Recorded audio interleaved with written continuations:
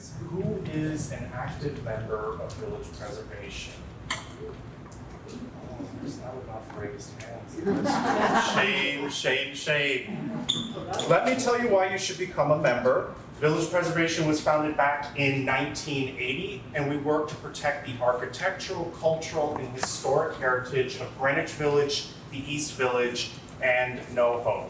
We do about 75 to 80 free programs like this throughout the year.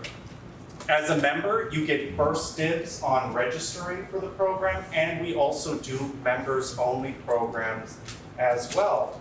We did a partnership earlier this year with Untapped New York on a coffee history tour that included tastings. So if you become a member, those are the type of options you have available to you.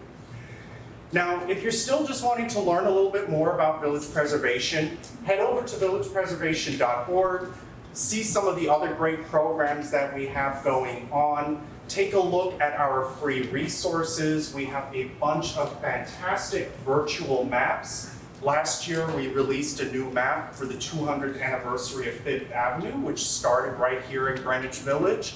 And we also just released at the end of April for the centennial of Art Deco, a Art Deco history map that tracks every single Art Deco structure in our neighborhoods. Now, I also want to point out, I want to say a big thank you to La Nacional, our venue for this evening. It is their 100th anniversary this year. And it is important to note that Little Spain is also a part of our neighborhood as well, and we are working to help get Our Lady of Guadalupe Church preserved. So please go to the website, sign our petitions, let your elected officials know that we don't want to have any more wonderful buildings torn down. But now it is my great pleasure this evening to introduce our guests. We're going to be speaking about the new book here, Dear Miss Perkins. Last year in October, we unveiled a plaque for Miss Perkins, Frances Perkins, who lived in our neighborhood, and Rebecca is going to be telling us all about it here. So Rebecca Brenner Graham is a postdoctoral research associate at Brown University. She previously taught at the Madera School in American University and has a PhD in history and an MA in public history from American University and a bachelor's in history and philosophy from Mount Holyoke College. In 2023, she was awarded the Cokie Roberts Fellowship from the National Archives Foundation and the Rubenstein Center Research Fellowship for the White House Historical Association. Her writing has been published in the Washington Post, Time, Slate, the Los Angeles Review of Books, and elsewhere. And please go check out her website, RebeccaBrennerGraham.com. And she's going to be in conversation with Natalia Petrzela, and she's a historian of contemporary American politics and culture. And she's a columnist for MSNBC, a frequent media guest expert, public speaker, and contributor to outlets including the New York Times, Washington Post, CNN, and The Atlantic. And she's a Carnegie Corporation Fellow and a recipient of the National Endowment for the Humanities Public Scholars Grant and a professor of history right here in our neighborhood at the new school. So a big round of applause. Thank you. Well, first off, thank you so much to the Greenwich Village Preservation for having us. Thank you to Natalia, who's truly local, a professor at the new school, for joining me. And I'm just grateful that I get to know this community through Frances Perkins, who actually lives here. I've never lived in New York. Well, we can change that. We'll have to recruit you.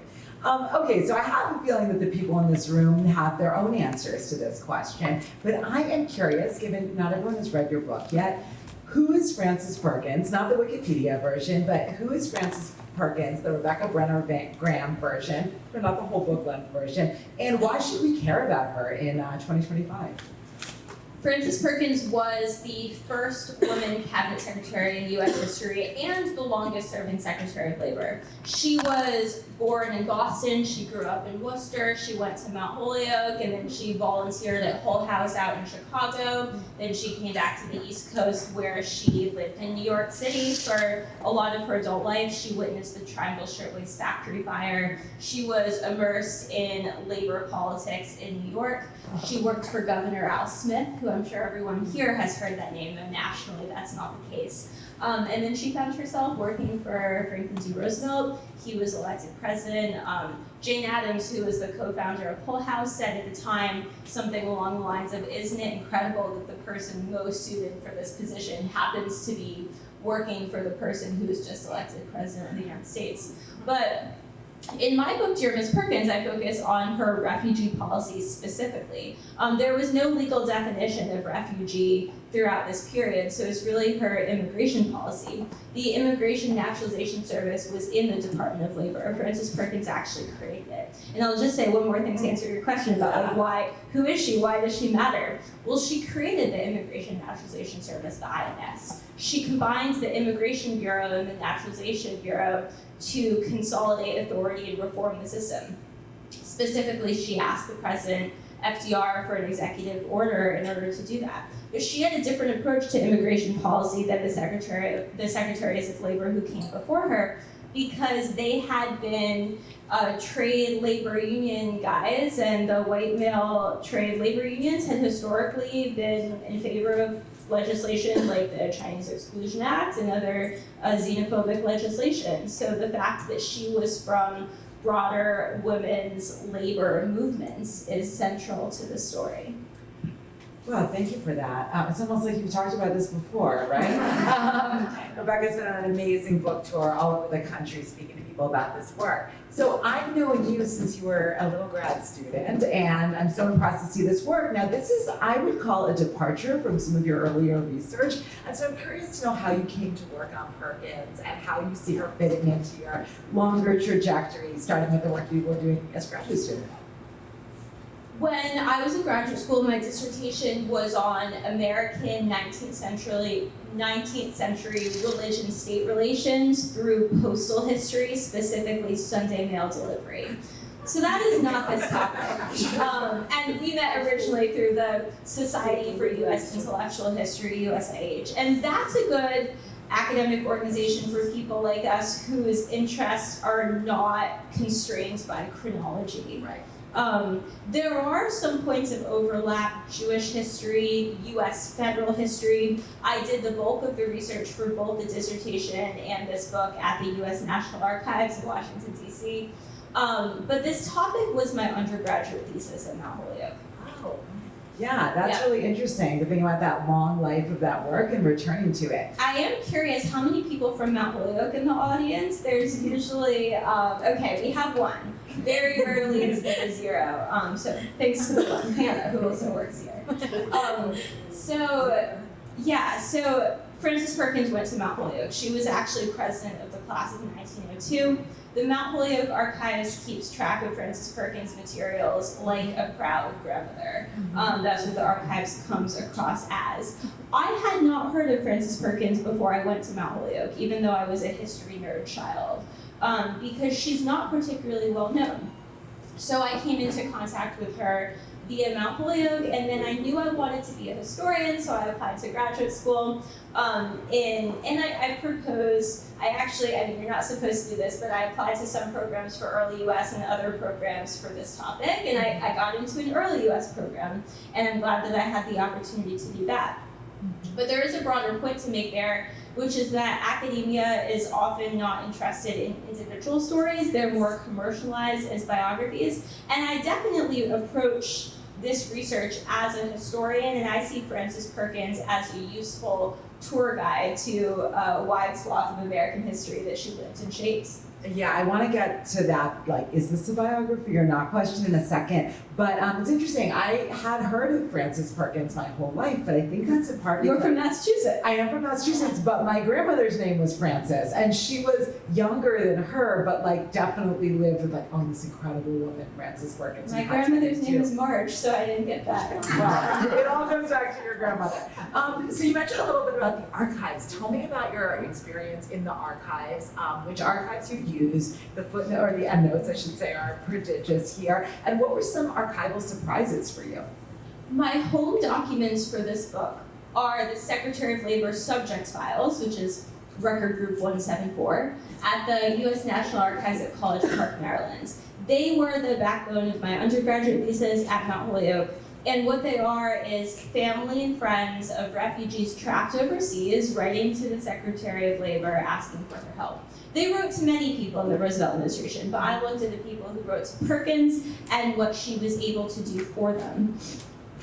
So for my undergraduate thesis, it was only a year, right? And I was also 21, it was over a decade ago. So that was really all of the archival research that went into it. Then for the book, one of the reasons I wanted to return to this topic was so that I could also do research in her personal papers at Columbia University.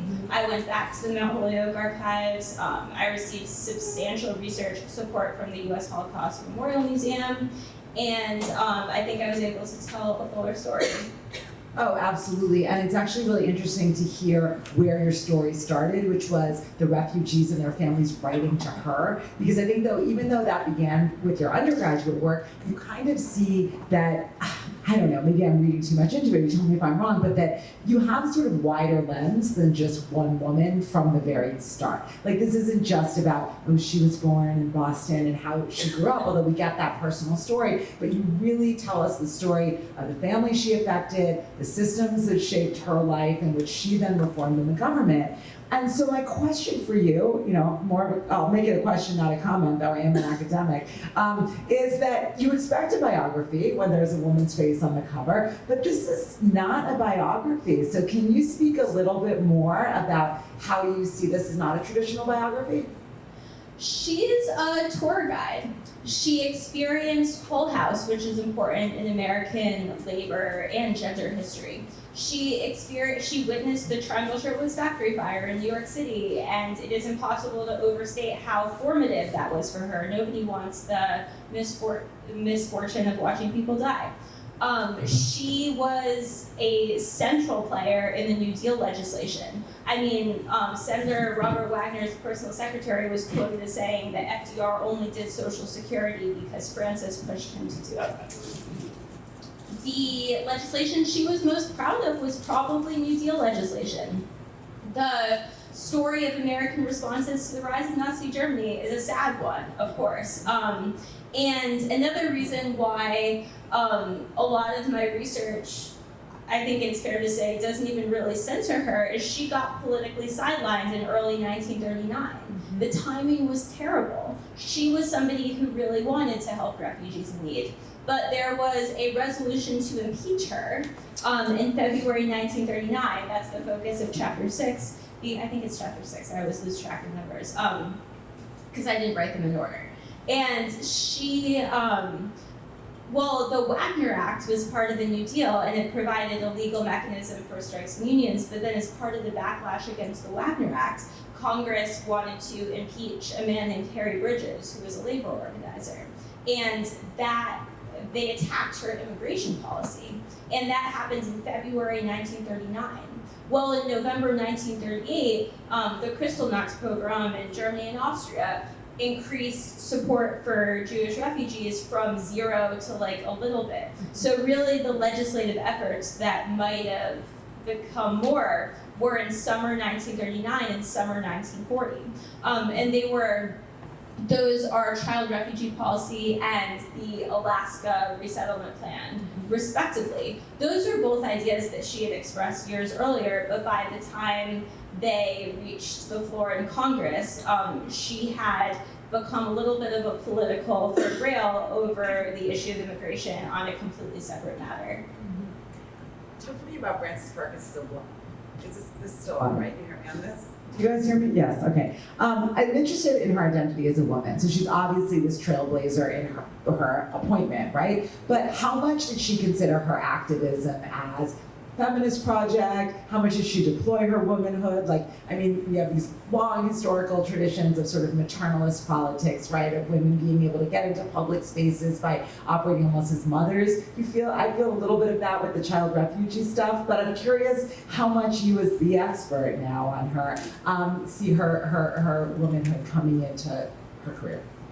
Frances Perkins is a woman, and she's a woman trailblazer, and she's also someone who, if you went out to coffee, she would probably not give you the full story or the real answer unless you're one of two people. And she was known to say that being a woman only bothered her in climbing trees, That was the line that she would give. And that is the opposite of reality. She had to constantly navigate gender politics. She changed her name when she was a young adult from Fanny to Frances. She chose to keep her family's name Perkins, even though her grave says Frances Perkins Wilson, because she could not be perceived as another man's wife in the room.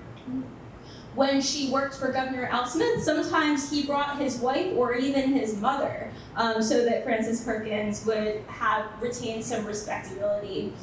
There was just such a taboo about, being a trailblazer is not just about the representation, it's also about how that affects things. So I already mentioned that she was representative of a women's labor movement that was pro-immigrant, and that was different from previous secretaries of labor.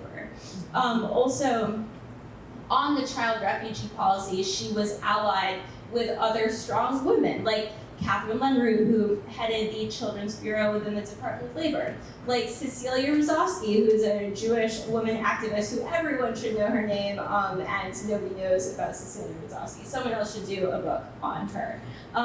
So being a woman was central to her career, yet she would downplay it.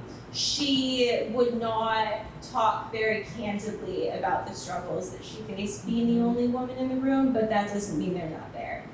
Oh, absolutely. And I was really struck by her family story of having a husband and a daughter who suffered from severe mental illness and having to manage all of that too. So I'm curious, you've mentioned several times how formative her experience was in New York City, witnessing the Triangle Shirtwaist Fire. And I'm also wondering, honestly, I had thought Frances Perkins was Jewish until I kind of knew she wasn't Jewish, but she was such an advocate, right? And obviously she played such a key role in the refugee crisis during Nazi Germany. I'm curious, how much did her experience with many of these women who were Jewish women, garment workers in New York City, shape the fact that really she was an outlier in a very anti-Semitic time in her advocacy? That is a great two-part question. I'll start with the New York part. Frances Perkins went to Mount Holyoke, where she had a few formative influences. She had a history professor named Anna May Soul, who required students to visit the mills and witness labor conditions, and also Florence Kelly, who was a social reformer with a national platform, came to speak to students at Mount Holyoke while Frances Perkins was there. Those two influences made her aspire to live and work in New York immediately after graduation. And she tried to do that, and she couldn't get a job for a lot of reasons. For a lot of reasons. So that propelled her move out to Chicago. Months later, she was stuck at home in Massachusetts for a little bit. So then she lived in Chicago, then she lived in Philly, then she finally got to live in New York. She won a fellowship to study, it was essentially sociology. I've heard it described as economics or politics. She studied economics, politics, and sociology at Columbia. Her thesis for her master's was about child starvation. Near here, I think more in the Hell's Kitchen neighborhood, though I'm not an expert on the neighborhoods of New York. And then she stayed here. She had a job right after graduation from her master's at Columbia, where she was the executive secretary of the National Consumers League based in New York. And from that role, she became acquainted with labor activists here. So when the Triangle factory happened, she knew that they had already been advocating for safe workplace conditions. She understood that it was preventable. She knew people who were personally affected by it. Which brings us to your second question about Frances Perkins's relationship with Judaism and Jewishness. She was raised New England Congregationalist. She converted to the Episcopal Church when she was a young adult, and she was really devout and practicing. The first Jewish people that she met would have been at Hull House. So there's actually a letter where she writes back to her Mount Holyoke graduating class in 1903 and says that she was working as a substitute teacher in Massachusetts and had a lot of Jewish immigrant students, and you can imagine how that could be. I kind of read it as anti-Semitic, honestly. Yeah. It's complicated. But the point is that she didn't know Jewish communities. She met poor Jewish immigrants in Chicago and then again in New York. I think in Philadelphia she was working with more of the descendants of emancipated Black Americans and also immigrant communities in Philadelphia. But by the time she's in New York, she knows people personally, and the Triangle Fire killed hundreds of Jewish immigrant women, and she was devastated. So that history, although it is not her own history, the history of Jewish immigration is not her family's history, but it became formative for her. Yet there's still a difference.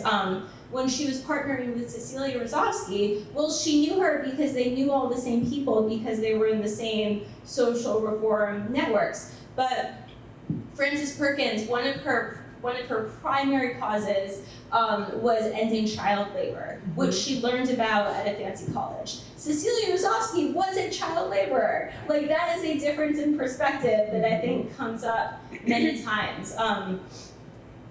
And that brings us to the conspiracy theory that Frances Perkins was Jewish, which snowballed throughout the 1930s. It was about the Wagner Act, which upset business people because they didn't want their workers to go on strike. So then there was this alliance between the business people and more bigoted Americans who sent a lot of hate mail to her. And they really went out of their way to construct a conspiracy theory that Frances Perkins was Jewish. Basically, her husband's name was Paul Wilson. It's kind of a common name, you might know Paul Wilson. Well, they found court records of a different Paul Wilson who had married a Russian Jewish immigrant named Matilda Watsky around the same time. And so these conspiracy theorists, some of who were US congressmen, convinced themselves that Frances Perkins is secretly a Russian Jewish immigrant. Oh, bless you. Thank you. Named Matilda Watsky. And Frances Perkins characteristically did not respond to criticism, but this one was so widespread that she responded to it. That's the narrative that I read in a couple of biographies about her, that it was so widespread that she responded to it. I think there's also an additional element here, which is that she had a line of privilege here. She was not Jewish. In her response, she says that her family is from Maine since the 7 Years' War, that everyone in her family is descended from English settlers, and they were, and that they were all New England Congregationalists. And that's a privilege that she had. And I think that really goes to show the place of Jewishness in American society in the 1930s, that they were trying to get her to target her by accusing her of being Jewish, and she had this tool in her toolbox where she actually had this privileged ancestry. To her credit, she also said in the letter that if she were Jewish, she would be proud. I was going to ask you to make sure to include that, because that's a difficult thing to respond to, because the last thing she wants to do if she's a genuine ally, to use today's language, is to be like, oh, not me, I'm from Maine, I'm not one of them, right? So I think that says a lot about her. She also lied about her birth year in the same letter. That's my favorite part of the actual letter. I'm definitely not old, yeah. She said she was older or younger? She said she was 2 years younger, because Franklin D. Roosevelt was born in 1882, so throughout her professional career she claimed to be born in 1882 so that she would not be perceived as older than the president, when in reality she was born in 1880. Wow, that's so interesting. I'm glad those conspiracy theorists did not have Twitter back then, because can you imagine? Although in their hate mail they sound like they're on Twitter. Well, as a historian, we always push back on our students or on some audiences who are like, it sounds just like today, because it's never just like today. But the echoes or the anticipatory, whatever the metaphor is, are very, very strong. And I don't know how future historians are going to access Twitter. It's not even called that anymore, right? Yeah. How I could go into the folder of hate mail in Frances Perkins' personal papers at Columbia. Oh yeah, that is a whole. Well, we can talk about that. We can't solve that problem today. We can't solve that today. But I am curious, I sort of have this for the end, but given what you're talking about is so reminiscent of what's happening right now. Were you, what were the things that you were studying and writing about here that feel most salient or kind of most, I can't believe this was happening in the 1930s because it feels like the 2020s? Or am I wrong to read it that way? Well, nobody chooses their book's publication date. Right. And if they could choose, they would not choose the day after the presidential inauguration. So this book came out on January 21st of this year, which was the day after the presidential inauguration. The role of women in politics, immigration policy, and American responses to forces related to Nazism, right? Like fascism, anti-Semitism. Those are all always relevant. So when I was writing this book, they all felt relevant. They definitely feel more relevant this year, but when I was writing this book, and I wrote most of the book in the year 2023, it's a slightly different political moment from 2025. So I don't know if I should approach the question based on when I was writing it or since it's come out. Writer's choice. So like every author has to have sort of a prepared answer to how does this connect to today. And I like to share how mine changed from the publicity podcast that I did before launch versus after it launched and after the inauguration. So I had thought out my answer before the inauguration. And I typically, said something about individual versus collective action. Because that's a key theme in the book. She's an individual, but she is using collectivist structures to combat collectivist structures. Like xenophobia had been very thoroughly written into American immigration law. So there's this delicate interplay between individuals and collectives, and of course on a wide scale, she was not able to save most of the people, but like to the individual lives she saved, well, of course their individual life is important. So that was kind of the answer that I gave before the inauguration. And then I launched my book from Washington, D.C. the same week as the inauguration, and what started coming out of my mouth naturally in talks was, this is a book where no one person performs all the action. Frances Perkins is extraordinary at taking ideas from outside of the system, like in New York labor politics, and writing them into law. That's what she does. Cecilia Rozovsky would canvass Jewish communities and find foster homes for children and run an organization that coordinated with agencies overseas to identify child refugees and to bring them here. And Dorothy Thompson was a journalist who helped spread the word about what was happening on the ground in Germany. Raise your hand if you've heard of Dorothy Thompson. Okay, good. Yeah, she's like my favorite character in my book, because I said that Frances Perkins would not tell you anything over coffee. Well, Dorothy Thompson would tell you absolutely everything that she thought and felt over coffee, and probably most of it would be accurate. And so yeah, there's those people. She had legal experts behind her, like the Solicitor of Labor, Charles Wyzanski, and the Labor Department. When he wrote the legal opinion for charge bonds, which was an option that she looked into that I wrote about in chapter 4, he was 27 years old. Like, he was this lawyer prodigy who was just right on it, and he continued to advise her for many years after he worked for her. So what I started taking out of the book after the inauguration was that no one can do everything, but everyone can do something. Well, and I think that speaks to the sort of unconventional biography approach that you have. We were chatting before while we were walking over here, and you said, I think of this as more almost as a workplace book or a book about workplace. And I'm taken with that, and I want you to say a little bit more about that, because I was just really struck about how, yes, you do the historian thing of setting up the context and everything going on, and you do it very well. But that's kind of like a lot of people do that, right? But then you really give us an education through the way she works on the structure of the government and all the different players and the way she had to like pull all these levers. So talk to us about this as a workplace book.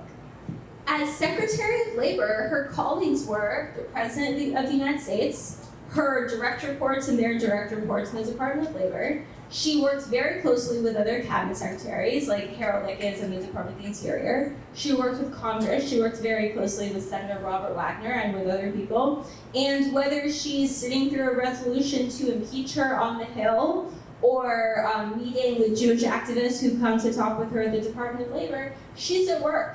There are many interesting components of Frances Perkins' life that I don't really talk about in the book. I mean, we need to know in order to understand why she's even the breadwinner for her family, that her husband, Paul Wilson, was in a psychiatric institution throughout most of their marriage. But that's not the focus of my book. It's really, in terms of Frances Perkins, this book takes place in her professional life. And it's really difficult, this story shows, to be the first woman in any role. And I actually think I want to talk to you and ask you about writerly choices. And I think actually writing a woman in that way, like her family is like, 7 levels lower of supporting cast in this. And that to me seems like a very, Can you hear me through this? Yeah, sort of, now you can. That to me feels like a deliberate choice by you. And so I'm curious to know about that as a writerly choice. Another thing that I noticed too is, when historians, we're always pulled in multiple directions. Like, there's the scholarly academic writing, which tends to be a little bit turgid, and then it's like, no, be vivid. One of the problems with being vivid, if you're really like tied to the evidence, is like, how do you know what she felt like when she walked into that room? And I noticed a few clauses and I thought you did it really well. You said, well, she was known for wearing a braid under her hat, which would have swung as she walked through the, through the streets. That was the first chapter I drafted, and I cringed at that line. I mean, I noticed it, but I actually could feel you like grappling with that and deciding how to do that. So talk to me about these writerly choices. You wrote a really accessible book, but it's also very historically rigorous. Thanks. I think my microphone might be a little bit low too. Would it be possible to turn it down? No, you can hear me okay. Oh, thank you. I'm so glad that it's accessible. Yeah. Well, the one I thought you might ask about in that question is that I described her as Perkins throughout the book. Let me recommend a couple of excellent books. The Woman Behind the New Deal by Kirsten Downey is an amazing biography of Frances Perkins. It came out in 2009. It's exhaustively researched. I love the author very much. She introduced me to this topic originally when I was in college. It refers to her as Frances, and it goes back and forth between her professional and family life. And it's a great book, and mine is not that. I don't go back and forth with her personal life because it's a workplace story. Also, in 2023, there's a book called Becoming Madam Secretary by Stephanie Dray, who is a fiction writer who writes a fiction book about Frances Perkins. But this book is super rooted in reality, and Stephanie Dray did archival research and listened to all the oral histories, and there's very little in the book that didn't happen, with one exception. Stephanie Dray is allowed to guess what Frances Perkins is thinking and feeling at any given moment because she's a fiction writer. And she writes a brilliant author's note at the end of that book, which is called Becoming Madam Secretary, about when she chooses to leap out of the sources. But Frances Perkins didn't tell us how she felt. There are exceptions to that. In the chapter about the resolution to impeach her, there's one source I found so Frances Perkins had terrible handwriting, which actually matters because if she had good handwriting, she might have been coerced into becoming a secretary as a career, as a woman in the early 1900s. When she didn't want people to read her writing, she made it completely illegible. And she succeeded. I'm looking for you, yeah. But right, I mean, to be fair, I do that too. And like when I was a teacher, it was very useful. If I didn't want students to see what notes I was taking, I'd just do it illegibly. Frances Perkins did that. And around the time of her impeachment, there's this note that's in her personal papers that is illegible, and she writes things like, good God. Like, she writes things, and I sort of parse it out in the chapter about the impeachment resolution. She was upset. Another example of that is sometimes archives have feelings to them, right? So like after the INS got transferred by Congress via the president's request to the Department of Justice in 1940, there's just this series of letters where where people reach out to her and she responds formulaically. And she's like, as you may have heard, the INS has been moved to the Department of Justice. It's not a form letter, but she says the same thing in different words over and over and over again, and the archives just have a feel of monotony. So I could read that emotion into them, and I felt that was historically responsible. Yeah, and that's the kind of thing you can only do when you've been so immersed in the archival material. That's amazing. Okay, so another kind of historical context piece that we get here is the history of immigration policy and attitudes towards foreigners in the United States. And one of the things that I really liked about I didn't like about it as an American, but liked about the way you tell it as a historian, is that you really resist the idea of any kind of linear trajectory of history, like, oh, we used to be so intolerant and we just got better and better, or we used to be like so tolerant and things got worse. You really make this claim that like there's always been as long as we've had immigration policy, kind of deeply rooted xenophobia. And so I wonder if you could talk a little bit about that, like whether there are really meaningful changes in moments that are changes in time. And I especially thought you did a nice job talking about the enduring appeal, this notion of we are a nation of immigrants, but also how that is sort of fundamentally inaccurate in certain ways. For many people and families, including my own family, Jewish American, immigration is how people got to the US. But for most people, that was not an option, whether that's Black Americans who were enslaved or Indigenous Americans who are already here, or for most of the people in the world, they were not allowed to immigrate here. Because in 1882, Congress passed the Chinese Exclusion Act banning Chinese laborers. In 1917, Congress passed another immigration act expanding that ban to all of Asia and adding other prohibitions on immigration, like people with mental and physical disabilities, and other ones too. In 1924, the National Origins Act set quotas for how many people could immigrate to the United States from each country per year. And the quotas used a combination of late 19th century census data and racist pseudoscience to, air quote, calculate how many people would be desirable from each country, and Congress aimed to exponentially expand the demographics of people already here in the US. So those are the laws that preceded Frances Perkins' time working on immigration.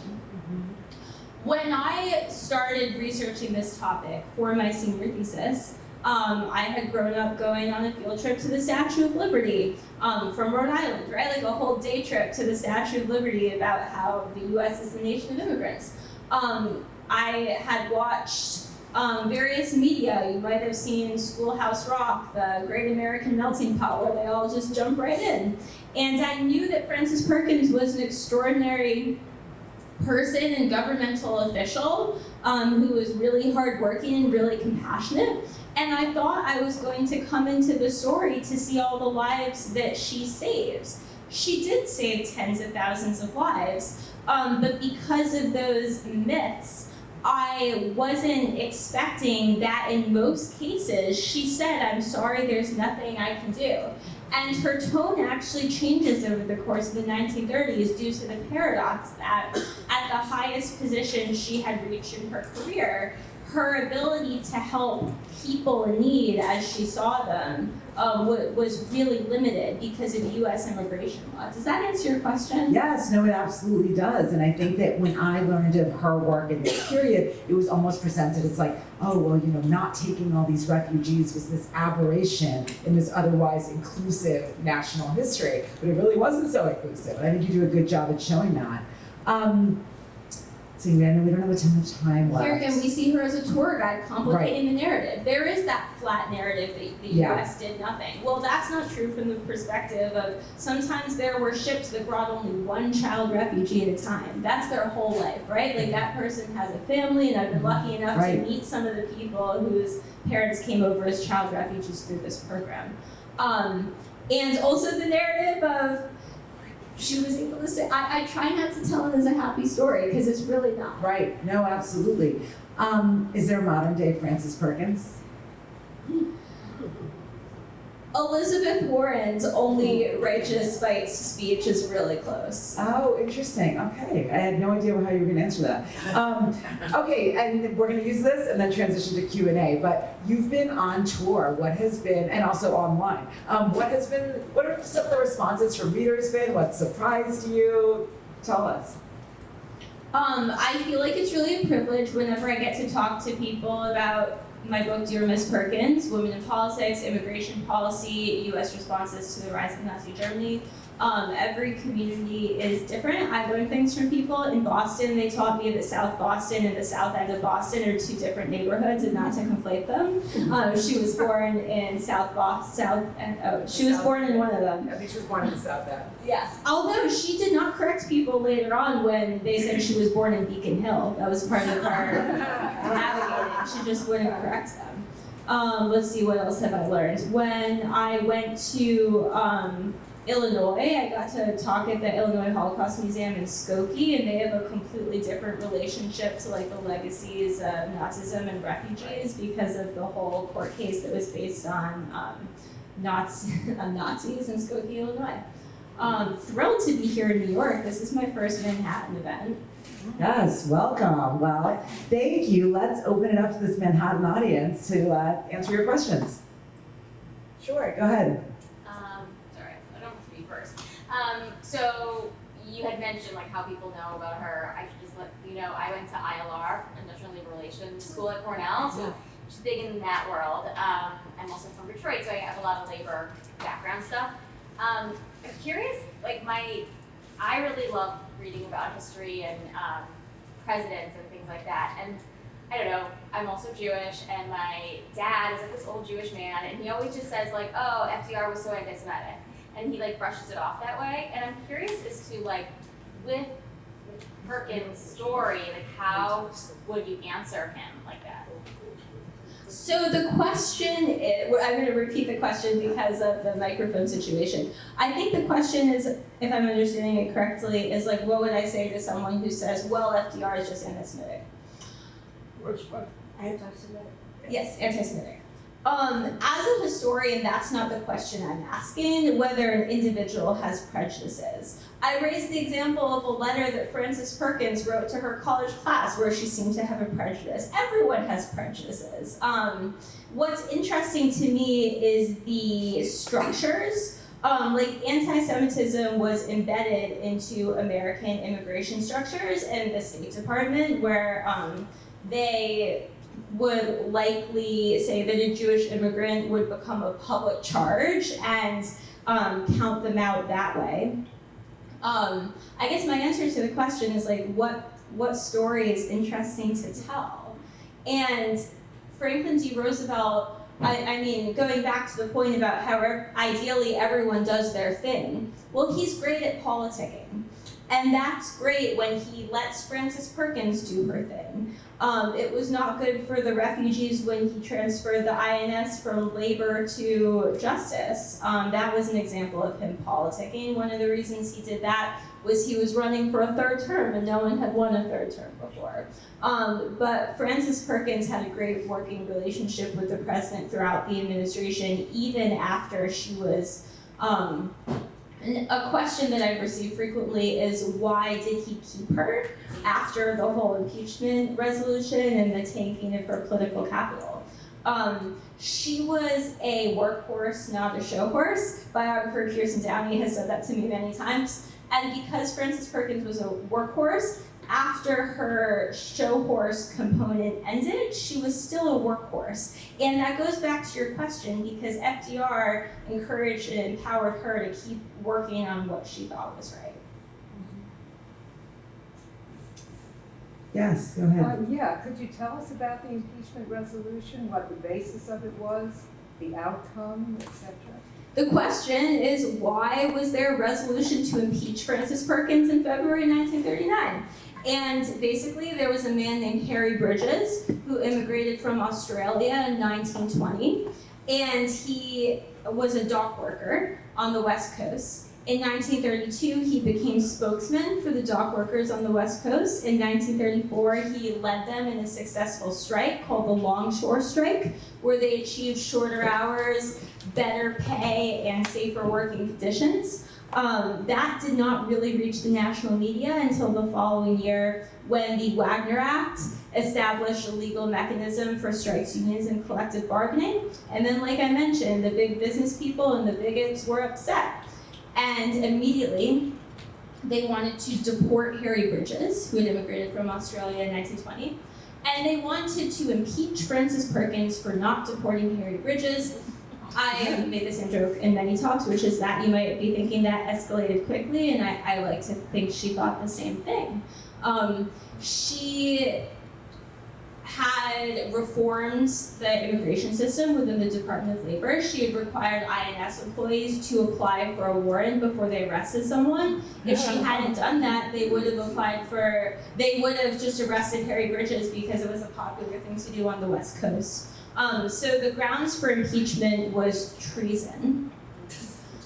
ideologically, and here's where our intellectual history bent comes in, the anti-union people saw unions as overthrowing the government because it was overthrowing the system that they conflated, and that's pretty common in like anti-communism rhetoric of the 1930s, which is between the Red Scares, but the interwar period was, there's a lot more scholarship on that. But they equated overthrowing the economic status quo with overthrowing the government, and that's how they got to the charge of treason. She was not impeached because there was no legal grounds for treason, and Frances Perkins went to the resolution to impeach her hearing, which she viewed as a colossal waste of her time. She said on Capitol Hill, she said if Congress made a law that I have to deport someone for being a communist, I would do that, but that hasn't happened. If the US Supreme Court interpreted the law that you have to deport someone for not being a communist, that I would do that, but neither of those things had happened. There was even a Supreme Court case that was ongoing that year, the George Strecker case. Any lawyers here, maybe you've heard of it. The Strecker case literally ruled that you don't have to deport someone on the grounds of being communist. So she was waiting to hear how that would go. Another point we can make from that impeachment saga is that she was an institutionalist working creatively within the system to reform it. As she saw it, and really as I see it too, she was not breaking any laws. Respect for the rule of law, imagine that. More questions? Yes, go ahead. So you say you focus a lot on her professional life in the book. Like, how did she build her staff as Secretary of Labor? Were these people that were with her for a long time? What was her relationship with her? Like, what kind of a boss was she? That's a great question. There were both. It was not like she cleared out the Labor Department. There were definitely people. I know that from the Labor Department before her, the only two that acknowledged her when she got there were the two women head of bureaus, the head of the Women's Bureau and the Children's Bureau.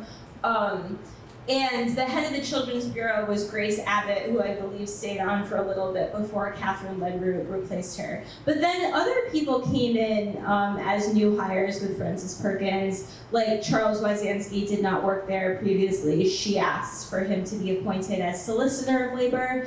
There were a lot of people who came from like this New York-based New Dealer circuit who then came and worked for her. Isidore Lubin was the first head of the Bureau of Labor Statistics. Isn't that a Harry Potter name, Isidore Lubin? Okay, sorry, wrong generation. No. Isidore Lubin had offices in both the Department of Labor and the White House, and he was the first person to oversee the Bureau of Labor Statistics. So what kind of boss was she? She was good with people, she was good with details and statistics. I see those as her two strengths in the workplace. Also she reorganized the bureaucracy within the Department of Labor. The INS is one example of that.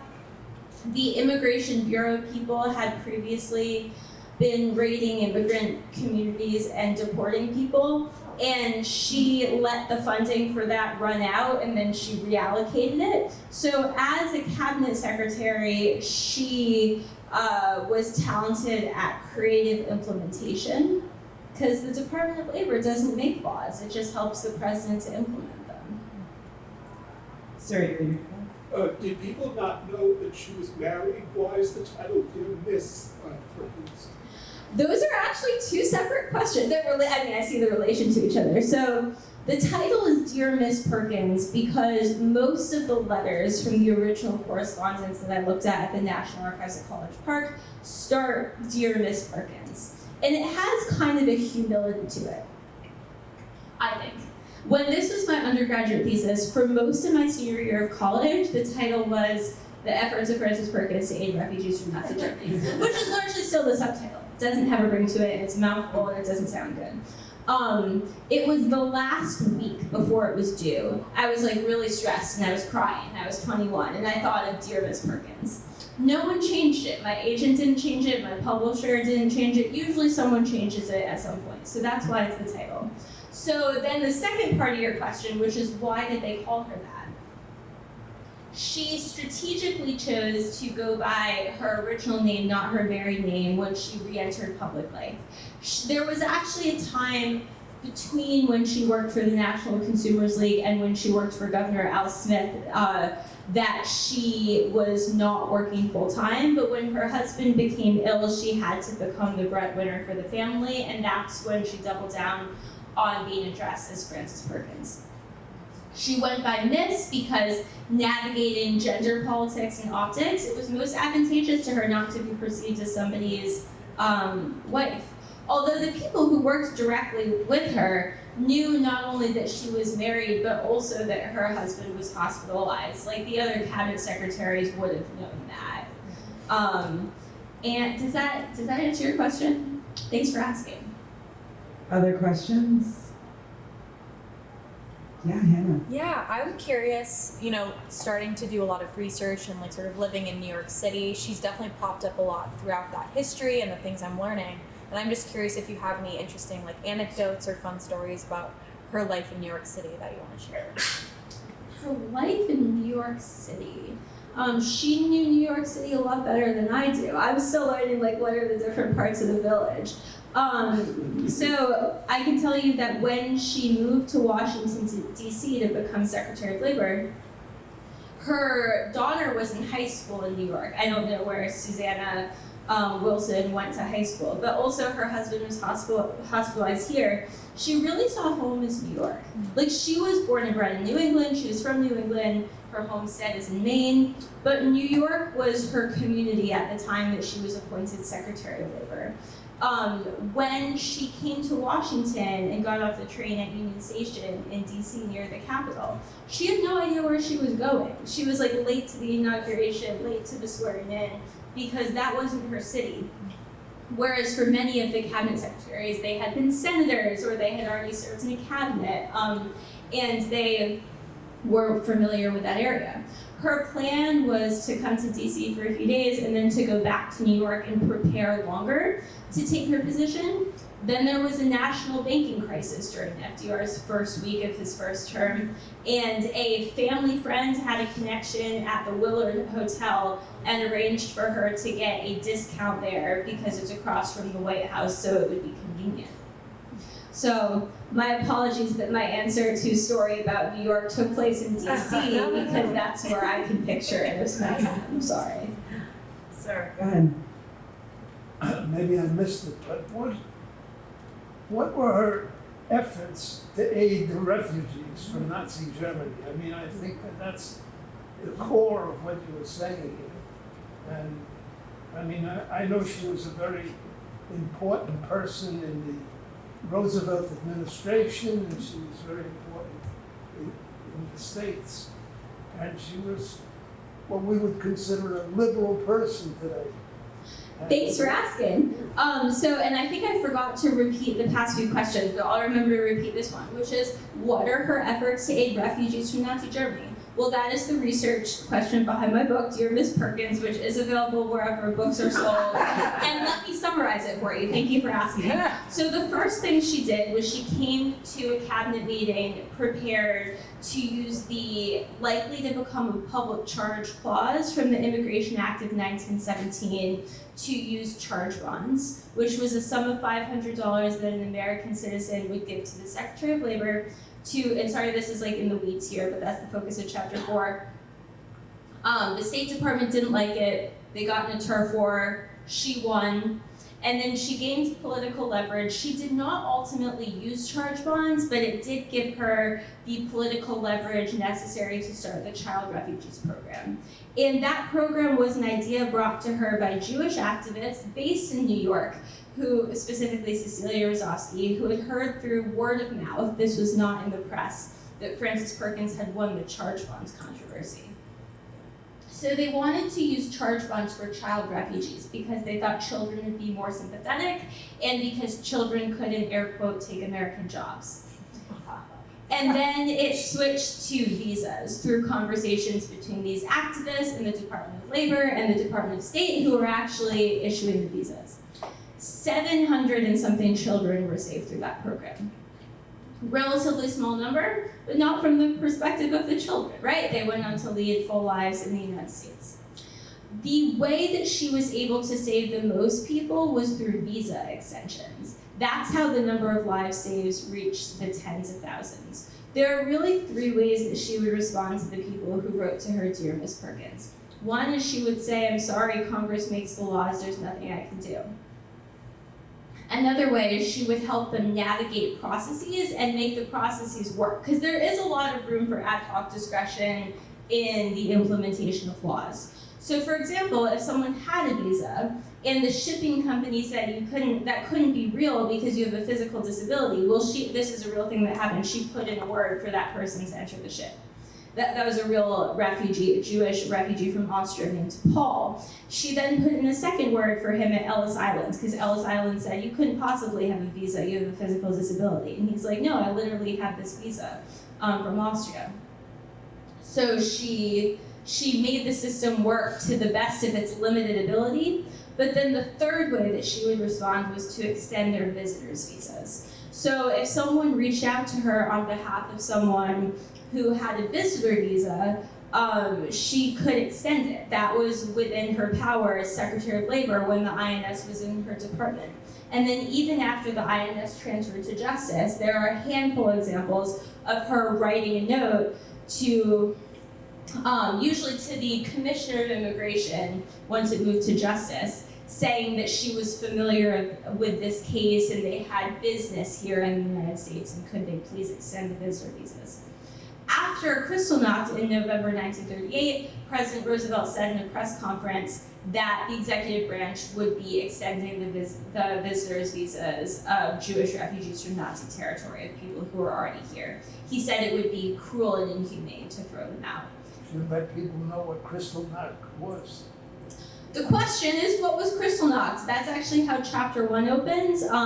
It's a pogrom in Germany and Austria, November 8th to 9th, or maybe 9th to 10th, 1938, where it was terror and torture and the burning of Jewish places and the looting of Jewish businesses.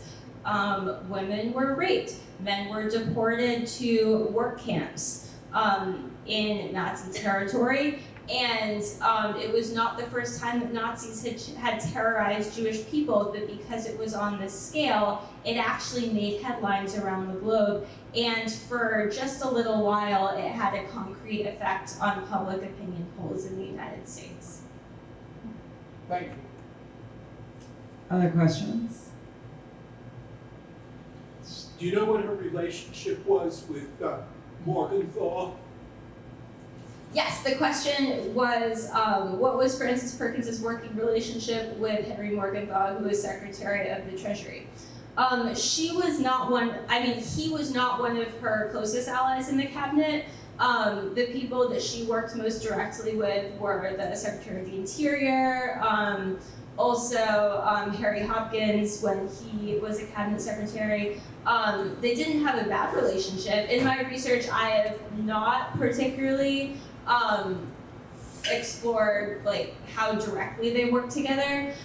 Henry Morgenthau was most responsible for efforts to aid refugees in the 1940s, like the War Refugee Board from 1944 to 1945. Well, at that point, the INS had not been in the Department of Labor for 4 years. So while the Department of the Treasury is the cabinet department to look at for efforts on behalf of refugees in the 1940s, Frances Perkins is of an earlier decade of efforts on behalf of refugees in the 1930s. And one thing that I found interesting about researching that is it's before the death camps. It's like, what does this cabinet secretary do for people in need before it is escalated? They were not citizens. There was not a lot of hype around it, and it's actually a very basic question of like, what can a person in power do to help people in need before we even know that much about it?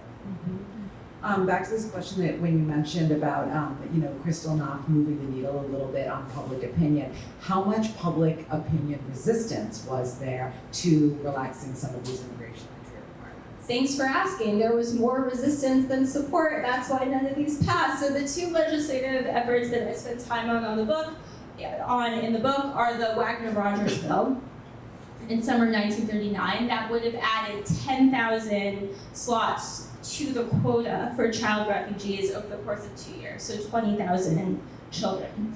The opposition was so strong that despite support from a bunch of famous people, it was the first bill that Eleanor Roosevelt publicly endorsed. There was support from Hollywood. Even Herbert Hoover was in favor, and he was more or less an anti-immigrant president. This was when the AFL and the CIO came around to being pro-immigrant. But the opposition was so fierce that it didn't even make it to a floor vote in Congress. All of the patriotic societies and their networks mobilized, and they killed it. Specifically, Senator Robert Reynolds said to Robert Wagner, who was the senator behind the Wagner-Rogers bill, he said, okay, you can have these 20,000 slots for child refugees on the condition that you end all adult immigration to the United States. And so Senator Wagner pulled the bill. And that's child refugee policy, right? Technically on paper it was a successful program, but child refugee policy is inherently tragic because it means that the adults cannot come to. So then the second effort, after it became clear that the quotas were not going to expand, was the King-Havner bill of summer 1940. Raise your hand if you've heard of the King-Havner bill. Raise your hand if you've heard of the Slattery report. This was a plan that came out of the Department of the Interior to open a separate quota to resettle Jewish refugees in the American colonized territory of Alaska.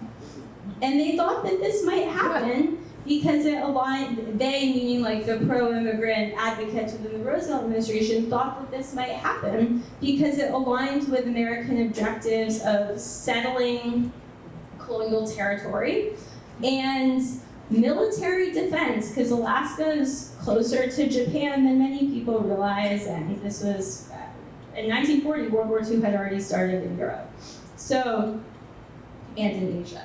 So the King-Havner bill also did not make it to a floor vote, even though it was seen as a Hail Mary after the Wagner-Rogers bill. And it didn't make it to a floor vote because these same anti-Semitic and xenophobic networks mobilized and lobbied against it. Do you see that more as kind of garden variety xenophobia or specifically anti-Semitism, or are they impossible to disaggregate? I have not found a way to separate them. It's fear of the other. Xenophobia is fear of the other, and anti-Semitism is an example of fear of the other that has a longer history because anti-Semitism is older than nation states. Right. One more question from the audience, perhaps? You mentioned her losing her political capital. Did she stay Secretary of Labor till the end of FDR's term? She just didn't have the power she had in the 30s? The question is, how did she stay the rest of the administration without political capital after the resolution to impeach her?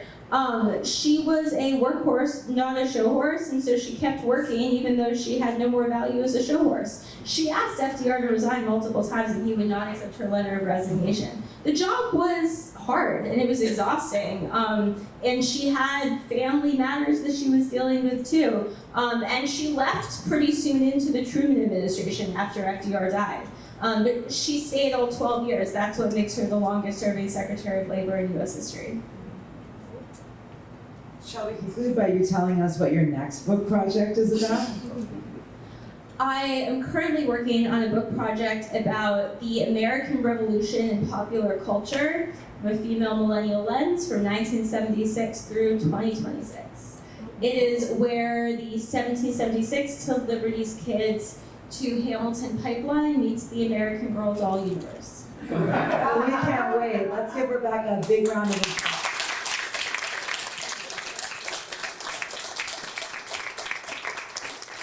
Thank you to all of you for being here. Thanks, Natalia. Thanks, Lynn and Anna. Thank you everyone for coming. Have a great night.